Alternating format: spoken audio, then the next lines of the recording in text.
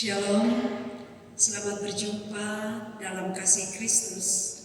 Saya ucapkan kepada Bapak Mama, Opa Oma, saudara-saudari terkasih, puji Tuhan minggu ini kita berkesempatan untuk beribadah bersama. Kita telah ada di bulan Mei, menyatukan kita semua dalam perayaan bulan budaya minggu yang pertama.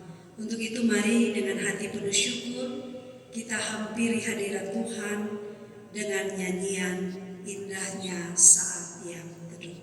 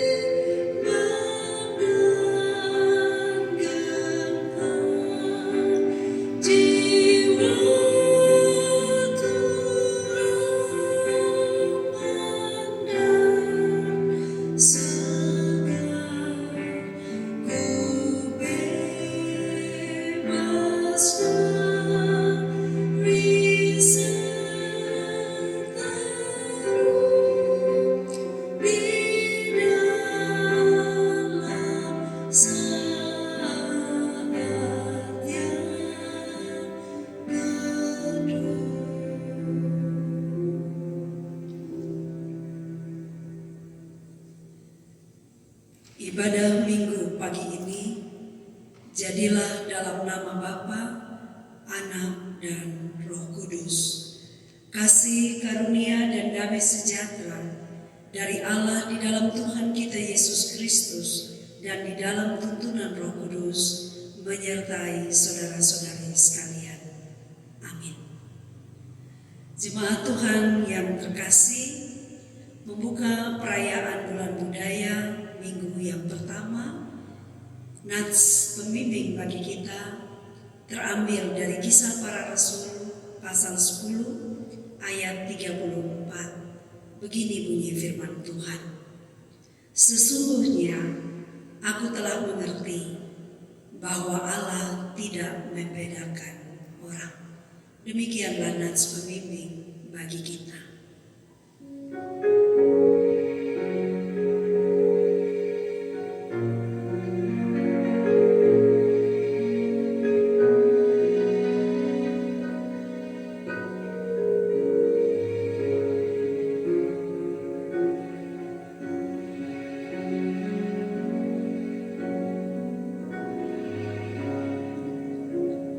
Aku mengasihi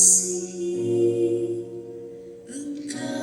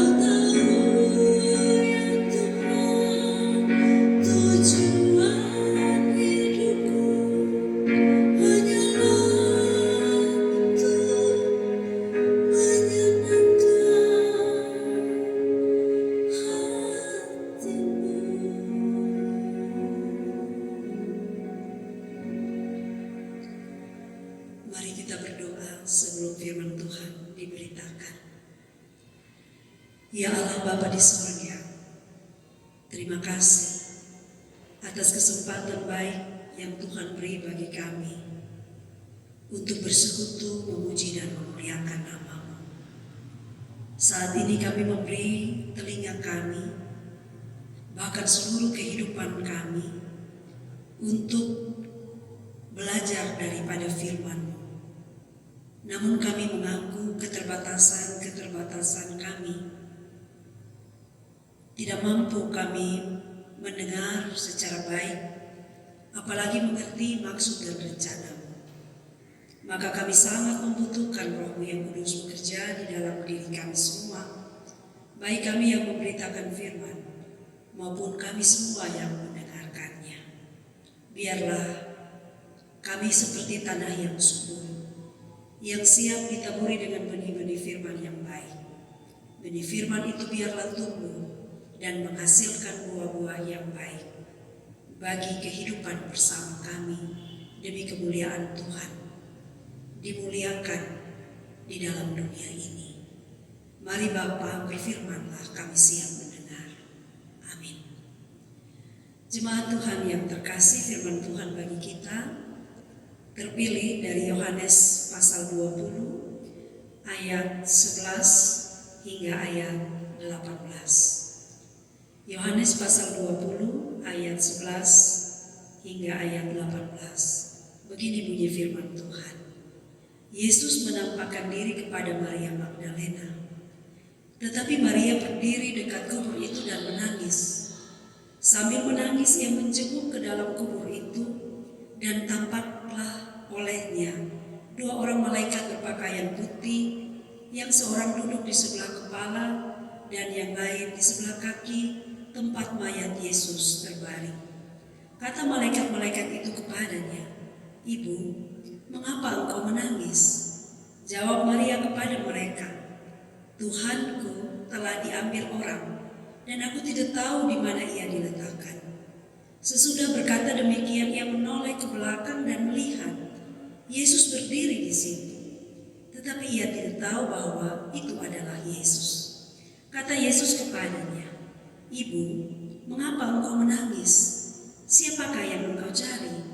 Maria menyangka orang itu adalah penunggu taman. Lalu berkatalah kepadanya, "Tuan, jikalau Tuan yang mengambil dia, katakanlah kepadaku di mana Tuhan meletakkan dia, supaya aku dapat mengambilnya."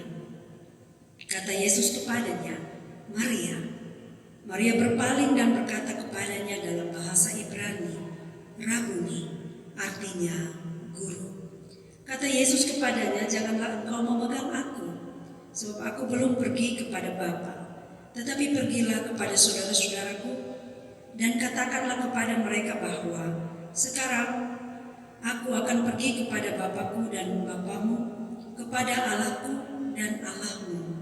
Maria Magdalena pergi dan berkata kepada murid-murid, "Aku telah melihat Tuhan," dan juga bahwa Dia yang mengatakan hal-hal itu kepadanya.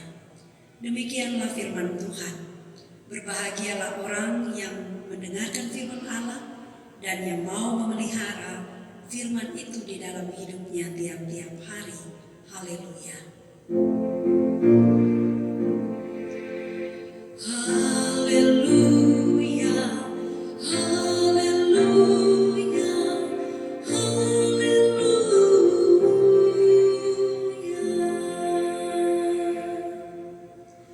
Shalom, Opa Oma, Bapak Mama yang terkasih di dalam Tuhan.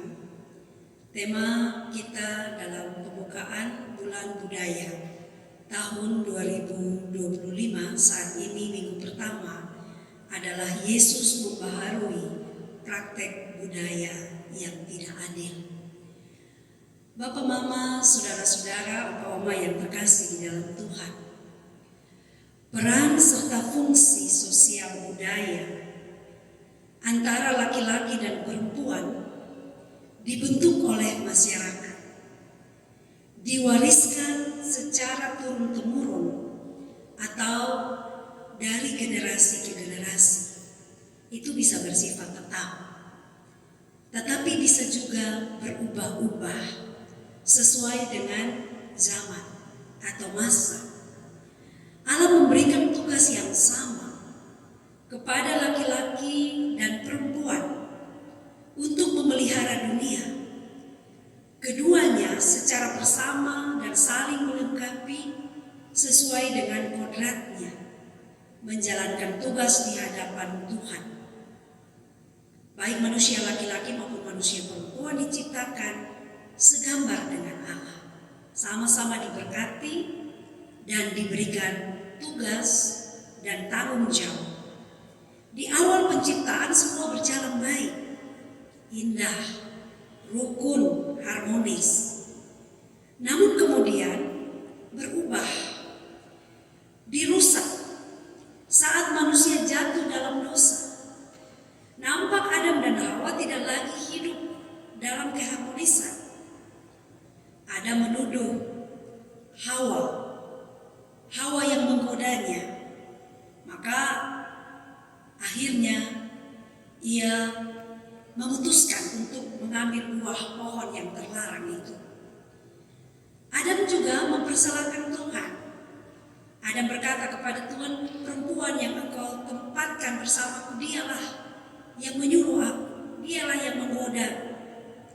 Sejak itulah kedudukan Adam dan Hawa yang tadi telah disandingkan Tuhan sepadan menjadi berubah.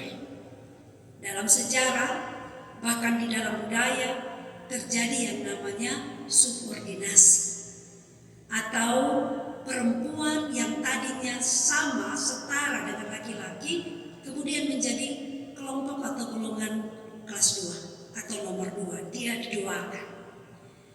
Dan juga terjadi marginalisasi, perempuan dipinggirkan dalam berbagai bidang. Di bidang pendidikan contohnya, tidak semua perempuan mendapatkan kesempatan untuk menempuh pendidikan tinggi. Di bidang pemerintahan, karena tadi latar belakang pendidikan yang rendah, tidak semua perempuan mendapatkan posisi-posisi strategis di dalam bidang pemerintahan. Begitu pula di dalam bidang politik. Sekarang kita belajar bahwa sudah banyak partisipasi perempuan di bidang politik, tetapi kita dapat kuota hanya 35%.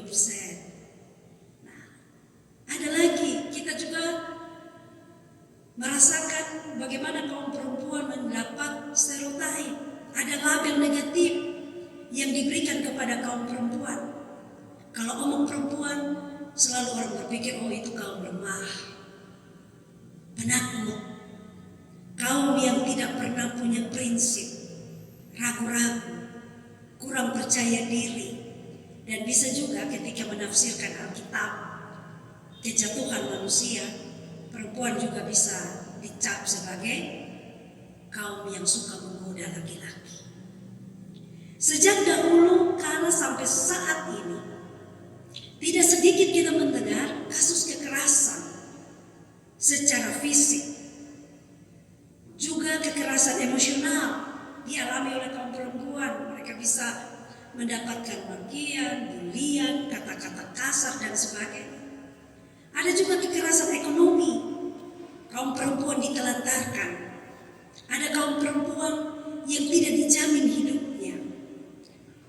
Ada kekerasan seksual, pelecehan terhadap kaum perempuan. Ada pemerkosaan dan sebagainya. Kaum perempuan Yahudi di masa Yesus berkarya juga mengalami hal-hal seperti yang kita alami sekarang. Kaum perempuan di zaman dulu sampai dengan sekarang banyak budaya yang masih menerapkan budaya patriarki. Kaum laki-laki menjadi kaum yang berkuasa, yang dinomorsatukan dalam garis keturunan suku, garis keturunan keluarga. Segala kuasa ada di tangan laki-laki. Laki-laki menjadi penentu dalam pengambilan keputusan. Tuhan Yesus menyaksikan itu. Bagaimana kaum perempuan mengalami kondisi itu. Contohnya dalam peristiwa ada perempuan yang dihakimi karena kedapatan berzinah. Yang dipersalahkan siapa? Yang hendak dihukum siapa? Hanya kaum perempuan. Pertanyaannya, di mana laki-laki? Tuhan Yesus melihat kejadian itu dan dia membela perempuan yang kedapatan berzina itu. Bukan karena Tuhan berkompromi dengan ketidakbenaran. Bukan karena Tuhan Yesus membenarkan dosa perzinahan yang dilakukan oleh perempuan itu. Tetapi Tuhan Yesus menerima dia sebagai pribadi yang harus ditolong. Sebagai pribadi yang harus ditopang. Sebagai pribadi yang harus diselamatkan. Sebagai pribadi yang harus diberikan kesempatan kedua, kesempatan baru untuk hidup dalam kasih karunia Allah. Tuhan Yesus datang untuk membaharui dunia. Terutama, ia mau membaharui struktur yang menindas, struktur yang tidak membebaskan manusia, struktur yang membelenggu manusia untuk tidak hidup dalam kebenaran, untuk tidak hidup dalam keadilan. Satu hal yang luar biasa dalam kisah kebangkitan adalah peristiwa penampakan Yesus. Peristiwa penampakan Yesus yang pertama adalah kepada kaum perempuan. Kepada kaum perempuan yang selalu dinomorduakan, yang selalu dipinggirkan dalam relasi sosial dan budaya, termasuk juga dalam kehidupan beragama. Kaum perempuanlah yang dipakai oleh Tuhan pertama menjadi saksi kebangkitan untuk seluruh kaum di muka bumi. Tuhan Yesus mengangkat derajat kaum perempuan. Ia ditempatkan pada posisi yang sesungguhnya, posisi pertama yang tadi sudah rusak itu sekarang Tuhan perbaharui. Tuhan angkat kembali. Dalam rancangan penciptaan, Hawa mewakili semua kaum perempuan, juga Adam mewakili semua kaum laki-laki itu. Mereka bersanding, sepadan, sama derajatnya di mata Tuhan. Mereka sama-sama punya nilai. Mereka sama-sama berharga tinggi. Allah tidak mengizinkan dengan alasan apapun laki-laki mengangkat dirinya lebih tinggi, lalu dengan kuasanya dia menindas kaum perempuan. Dia boleh menjadi kepala, dia boleh menjadi pemimpin, tetapi tidak boleh memakai kuasanya untuk menindas kaum perempuan.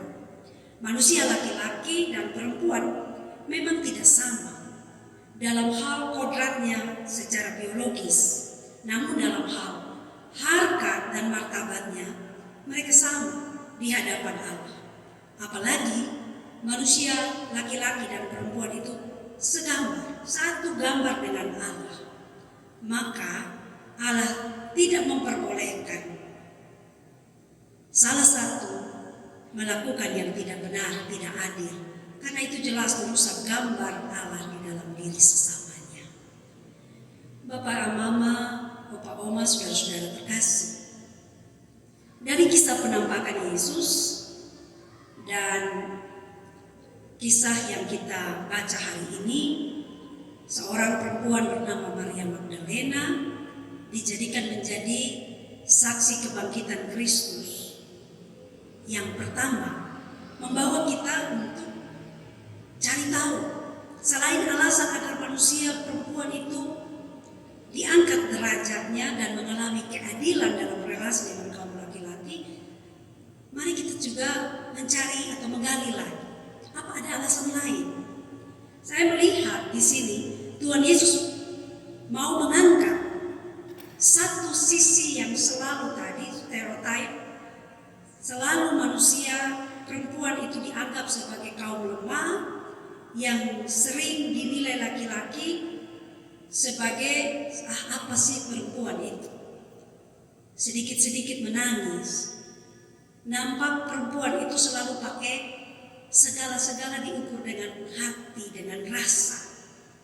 Itu kadang-kadang dianggap sebagai hal lemah.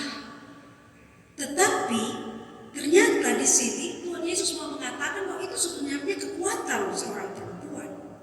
Itu kekuatan kita dalam hal membangun relasi dengan Tuhan dan relasi dengan sesama yang dianggap lemah oleh manusia. Justru di situ Tuhan menilai itu punya nilai kekuatan yang tinggi. Itu potensi unggul untuk jadi saksi kebangkitan Kristus. Sisi hati tadi, sisi rasa yang selalu diunggulkan oleh manusia. Kaum perempuan selalu disebut makhluk yang mengandalkan perasaan, sedangkan laki-laki dianggap makhluk yang selalu mengandalkan akal atau logika. Dalam hal membangun relasi dan melayani Tuhan sebagai saksi kebangkitan Kristus, ternyata Tuhan juga membutuhkan manusia yang pakai akal, seperti Thomas yang minta bukti kebangkitan. Tetapi Tuhan juga membutuhkan manusia seperti kaum perempuan, Maria dan teman-temannya itu yang pakai rasa, pakai hati. Itulah yang membuat akhirnya Tuhan melihat apa yang dianggap lemah, justru Tuhan melihat kekuatan ada di situ. Hati. Maria mencari Tuhan dengan hati yang tulus. Maka kita lihat pada ayat pertama, waktu Maria mencari Tuhan Yesus itu waktunya kapan? Pagi-pagi benar. Ketika hari masih gelap, pergilah Maria Magdalena ke kubur Yesus. Rasa. Orang kalau pakai hati dalam membangun relasi, dia tidak akan takut dengan kegelapan. Dia akan mengabaikan segala halangan. Dia tidak mau relasi yang dibangun itu dari jarak jauh. Maka Maria tidak mau nyaman di dalam rumah. Dia pergi mencari Yesus. Dia mau lihat Yesus. Kasih membuatnya yang mampu menerobos kegelapan untuk cari Yesus. Kasih membuatnya mau berjumpa dengan Yesus. Kasih membuatnya harus menjadi orang pertama yang menunjukkan perhatiannya pada Yesus. Dan kasih juga yang membuat ia begitu sedih dan menangis ketika dia tidak menemukan Yesus. Karena hati yang demikian, maka Yesus merasa Maria sekalipun perempuan yang menurut kehidupan sosial budaya bukan kaum yang dianggap kuat, tetapi Yesus pilih. Yesus pilih Maria. Maria yang katanya lemah itu menjadi saksi. Bukankah kalau kita baca pertama Samuel 16 ayat 7b bilang, bukan yang dilihat manusia, yang dilihat Allah. Manusia melihat apa yang di depan mata, tetapi Tuhan melihat hati. Maka dalam hal ini Tuhan melihat hati Maria. Itu alasan mengapa Tuhan juga mau pakai kaum perempuan menjadi saksi pertama untuk menyaksikan tentang kebangkitannya bagi dunia. Tuhan menempatkan perempuan setara dengan kaum laki-laki. Tuhan tidak mengabaikan kaum laki-laki atau mengabaikan kaum perempuan, kedua-duanya sama-sama dipakai. Kaum laki-laki maupun kaum perempuan bisa bersama-sama saling melengkapi dalam tugas menjadi saksi kebangkitan Kristus. Berrelasi dengan Tuhan, melayani sebagai saksi Kristus ternyata membutuhkan kombinasi antara akal, logika, dan juga hati, perasaan. Nah, hari ini dalam pembukaan bulan budaya, Tuhan ingin menerangi budaya untuk tidak menindas, untuk tidak melakukan ketidakadilan, untuk tidak melakukan ketidakbenaran kepada kaum perempuan. Minggu ini kita belajar dari 3 budaya: Sumba, Rote, dan Flores. Boleh kita lihat satu persatu. Adakah di dalam 3 budaya ini ada nilai-nilai yang dalam perjalanan penerapan budaya yang turun-temurun ini, ada budaya-budaya yang nilai-nilainya negatif? Banyak pasti. Tetapi boleh kita belajar sedikit atau satu nilai hari ini. Dan budaya-budaya yang baik tentu bisa terus kita lanjutkan kepada generasi selanjutnya. Yang pertama, budaya Sumba. Mungkin Bapak Ibu, Bapak Oma pernah mendengar ada budaya kawin tangkap. Ada budaya kawin tangkap. Beberapa waktu lalu ada video viral yang dipublikasikan seorang anak perempuan asal Sumba Barat Daya. Dia berdiri di pinggir jalan, lalu secara tiba-tiba datang segerombolan laki-laki memakai mobil pick up. Mereka turun, mereka menculik anak itu, dan terlihat di dalam video itu anak itu meronta ketakutan, dia berteriak, dia menangis ketakutan, tetapi kaum penculik atau laki-laki yang melakukan kekerasan itu tidak melakukan apapun, tidak melepaskannya. Mereka hanya terus melakukan upaya mereka untuk mendapatkan si anak. Bahkan orang-orang yang melihat di situ juga tidak punya kuasa untuk menolong si anak. Kelompok laki-laki ini tertawa, mereka bangga, mereka puas, mereka berhasil menculik si gadis ini. Karena video ini beredar luas di media sosial, maka terjadi gelombang protes. Akhirnya pihak keamanan bergerak cepat mengejar dan berhasil membebaskan si anak perempuan itu. Pihak gereja di Sumba dan beberapa komunitas aktivis perempuan kemudian melakukan upaya memperjuangkan penghapusan budaya ini, praktik kawin tangkap di Sumba. Ini jelas budaya yang tidak benar, tidak membawa keadilan. Tetapi budaya ini kalau terus diterapkan, akhirnya akan membuat kaum perempuan tidak memiliki kebebasan untuk memilih pasangan hidup. Awalnya budaya ini adalah semacam perjodohan, tetapi kemudian bergerak dalam aksi kekerasan terhadap kaum perempuan.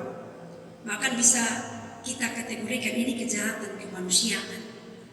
Ketika dilakukan beberapa penelitian terhadap korban kawin tangkap yang sudah menjalani kehidupan rumah tangga sampai 20-30 tahun, mereka bercerita mereka tidak merasakan kedamaian di dalam hubungan suami istri. Mereka merasakan tekanan, trauma, kepedihan, kekecewaan, kepahitan yang luar biasa. Maka kita kalau melihat budaya seperti ini, jelas kebangkitan Kristus itu membebaskan. Kebangkitan Kristus tidak membawa orang untuk hidup dalam belenggu seperti itu.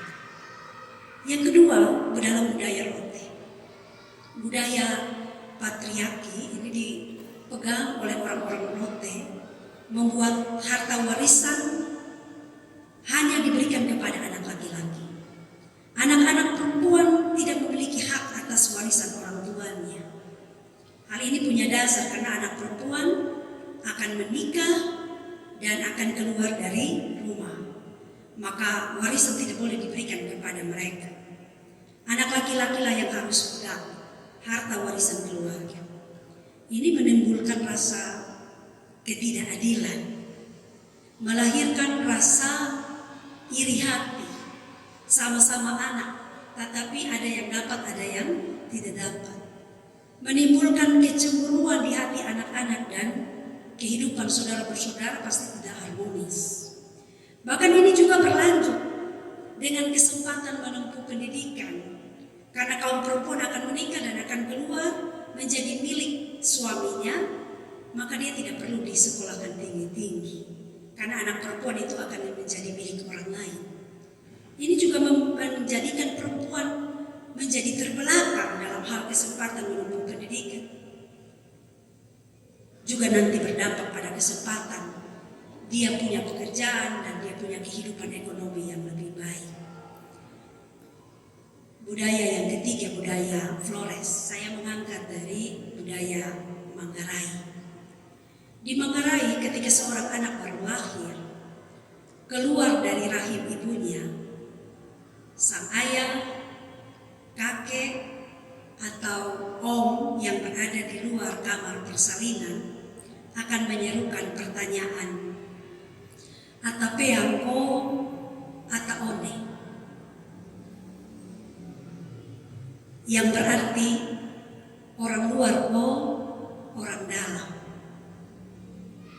Kalau anak yang dilahirkan itu adalah anak laki-laki, maka orang yang membantu persalinan itu akan menjawab dari dalam. Ataone artinya orang dalam. Sedangkan kalau perempuan, mereka akan menjawab atapea atau orang luar. Sejak hari pertama seorang anak dilahirkan di dalam dunia, laki-laki dan perempuan sudah dipilah-pilah secara budaya sebagai orang dalam atau sebagai orang luar. Kalau laki-laki dia orang dalam, berarti dia milik suku. Dia memiliki hak atas harta warisan keluarga. Dia menjadi penerus keturunan. Dan seorang perempuan, jika ia dilahirkan, ia langsung mendapatkan julukan sebagai orang luar. Sebagai orang luar, dia kaum yang pada waktunya akan berpindah tangan ke suku lain, ke keluarga lain, dengan bayaran sejumlah uang, sejumlah hewan, sejumlah barang. Maka nanti itu hari pertama manusia lahir, diperlakukan sudah dipilah-pilah begitu. Maka nanti dalam tahap mereka akan diasuh, dibesarkan juga pasti ada pembedaan. Ini dinamika ketidakadilan yang dialami oleh kaum perempuan. Sebagai manusia, anak-anak tidak minta untuk dilahirkan sebagai seorang perempuan sehingga dia harus mengalami marginalisasi sebagai orang luar. Tidak. Anak-anak tidak meminta begitu. Kalau kita yakini dalam keyakinan iman kita bahwa kehidupan kita ini ada karena anugerah, maka anak-anak itu adalah anugerah. Kaum perempuan atau kaum laki-laki sama nilainya, sama harganya. Maka sebagaimana nats pembimbing kita tadi, Allah tidak membeda-bedakan orang. Semua manusia sama di mata Allah. Maka sebagai orang percaya, kita menghargai budaya sebagai aturan, standar perilaku yang turun-temurun dalam kehidupan bersama kita, terwaris dari generasi ke generasi. Namun hikmat dari Allah menuntun kita untuk melihat, jika ada budaya yang menindas, jika ada budaya yang membelenggu, jika ada budaya yang tidak adil penerapannya dalam kehidupan bersama, terang firman yang kita pelajari, kuasa kebangkitan Kristus membawa kita untuk memperbaharui, mengkritisi nilai-nilai yang tidak sesuai dengan firman Tuhan. Jika ada budaya yang baik sesuai dengan kehendak Tuhan, jadi kewajiban kita, jadi kewajiban setiap orang percaya untuk teruskan dari generasi ke generasi selanjutnya. Tetapi kalau tidak, stop. Kita perlu memperbaharui itu dalam roh takut akan Tuhan. Kiranya beberapa pesan dalam budaya yang kita pelajari hari ini membuat kita juga mampu untuk memilah mana yang harus kita lanjutkan, mana yang tidak. Tetapi sesungguhnya hari ini kita bersyukur betapa Allah itu Allah yang sangat luar biasa, bekerja di dalam segala budaya untuk mendatangkan kebaikan bagi kita semua. Selamat berhari Minggu, Bapak Oma, Bapak Mama, saudara-saudara terkasih. Tuhan Yesus memberkati kita semua. Amin.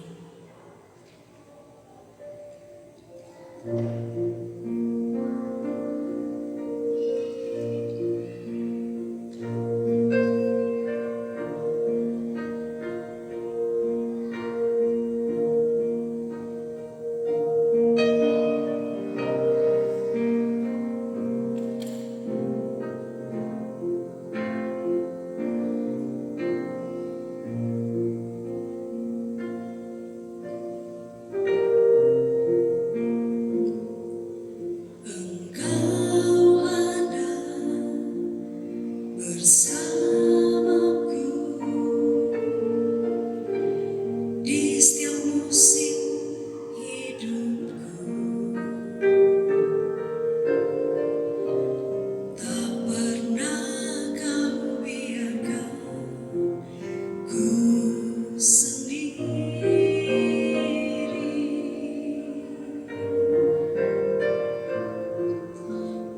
Kekuatan di jiwaku adalah bersamamu.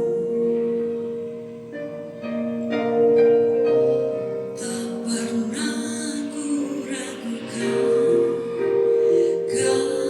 kasih-Mu.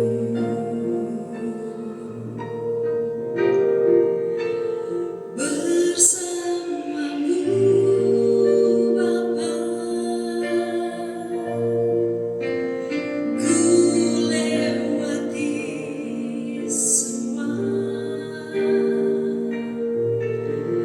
perkenanan-Mu.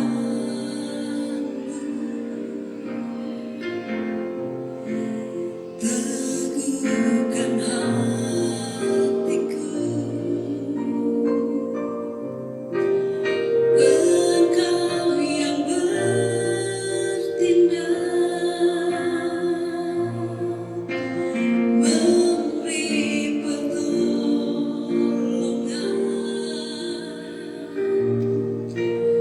anugerah-Mu besar melimpah bagiku.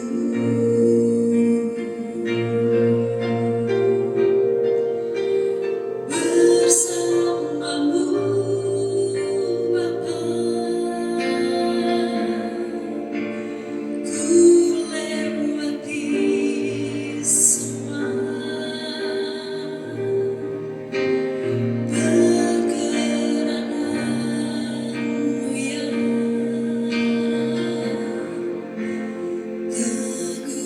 teguhkan hatiku. Engkau yang bertindak, memberi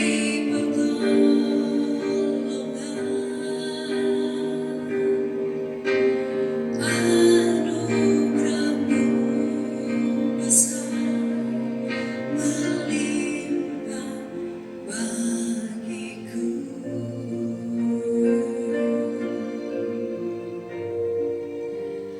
Anugerah-Mu besar melimpah bagiku. Mari kita berdoa. Bapa di sorga, kami bersyukur atas segala hal yang Tuhan nyatakan di dalam kehidupan kami. Kami bersyukur hari ini kami sudah memasuki bulan Mei, minggu yang pertama dalam perayaan Bulan Budaya. Kami bersyukur betapa luar biasanya Tuhan berkarya di dalam alam semesta ini. Bahkan di dalam setiap budaya, Tuhan bekerja menyatakan kuasa Tuhan yang luar biasa untuk kami selalu bisa menghayati kehidupan bersama kami dalam membangun relasi dengan Tuhan dan sesama saudara bersaudara kami. Ya Bapa, Engkau menghendaki kami hidup di dalam kasih. Kami tidak membeda-bedakan orang. Kami tidak boleh melakukan hal-hal yang tidak benar, tidak adil kepada orang lain. Terlebih khusus kepada kaum perempuan yang kami pelajari hari ini di dalam firman Tuhan. Justru di dalam kuasa kebangkitan, Tuhan mengangkat derajat kaum perempuan. Kepada Maria Magdalena dan kaum perempuan yang lain, mereka dipilih menjadi saksi kebangkitan. Maka yang selalu mengutamakan perasaan juga Tuhan pilih, karena sebenarnya di dalam membangun relasi dan dalam melayani, Tuhan membutuhkan orang-orang yang memakai hati, memakai perasaan. Begitu pula kaum laki-laki yang dikenal sebagai makhluk yang memakai akal, logika, juga sama-sama dipakai. Baik laki-laki maupun perempuan sama di mata Tuhan. Menjadi orang-orang yang dipakai di dalam segala kelebihan maupun dalam segala kekurangan. Kuasa kebangkitan membawa spirit baru bagi kami semua.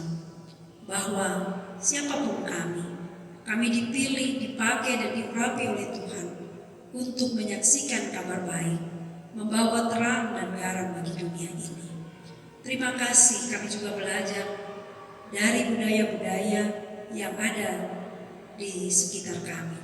Dan kami belajar untuk mengkritisi dengan terang firman. Jika ada budaya-budaya yang tidak benar dalam penerapannya, tidak adil di dalam penerapannya, biarlah kami belajar untuk mengatakan tidak dan tidak menerapkan itu dalam kehidupan bersama kami. Kami belajar untuk melakukan yang sesuai dengan kehendak Tuhan. Terima kasih atas kesempatan baik merenungkan firman pagi ini. Jaga dan berkati persekutuan jemaat yang Monotepen. Tuhan jaga dan berkati semua jemaat, dari kategori anak hingga kategori lansia. Dan hari ini secara khusus kami doakan kategori lansia dan disabilitas. Tuhan jaga orang-orang tua kami dalam segala keberadaan mereka. Kami syukuri umur panjang yang Tuhan beri bagi mereka. Kami juga syukuri untuk segala hal yang mereka alami. Dan kami mohon hikmat dari Tuhan, kekuatan, penghiburan dan sukacita. Sekalipun kaum lansia dan disabilitas ada dalam kelemahan, tetapi biarlah sukacita, semangat, iman, pengharapan serta kasih mereka tidak boleh surut. Semangat kebangkitan Kristus membawa mereka untuk meyakini kepada Maria yang lemah, kaum yang lemah itu Tuhan kuatkan. Maka kaum disabilitas dan kaum lansia juga Tuhan akan kuatkan agar melalui keberadaan mereka memberikan semangat baru kepada orang-orang muda, kepada semua orang yang ada di sekeliling mereka, tentang iman mereka, tentang hidup mereka yang terus mengandalkan Tuhan. Jaga hamba-hambamu kalau mereka sakit, kalau mereka punya rasa kesepian, jauh dari anak-anak, cucu, dan anggota keluarga lainnya. Biarlah penghiburan dan kekuatan dari Tuhan ada melingkupi hamba-hambamu.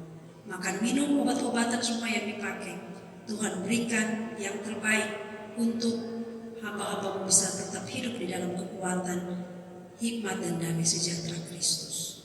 Apapun yang digumuli semua kaum lansia dan disabilitas dalam memasuki minggu baru, Tuhan bersama dengan hamba-hambamu, begitu pula kami semua. Damai sejahtera dan sukacita melingkupi kami.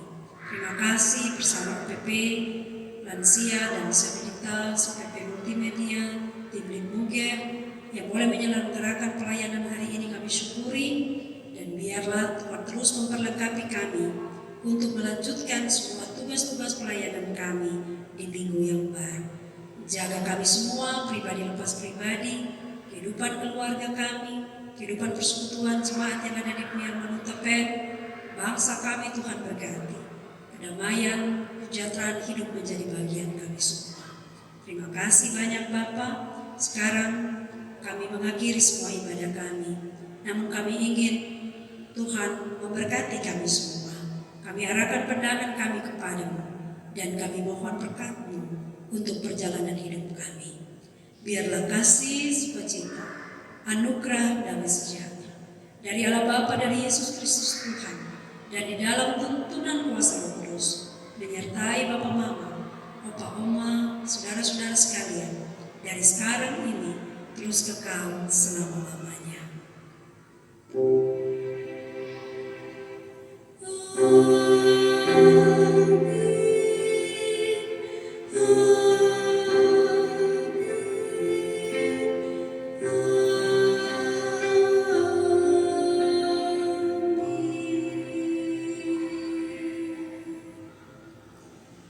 Shalom, Bapak Oma, Bapak Mama, saudara-saudara terkasih, ibadah kita selesai. Kami mengucapkan selamat hari Minggu, selamat memasuki minggu baru. Tuhan Yesus memberkati Bapak Oma, Bapak Mama, saudara-saudara sekalian. Sampai jumpa dalam pelayanan minggu depan. Tuhan memberkati kita semua. Shalom.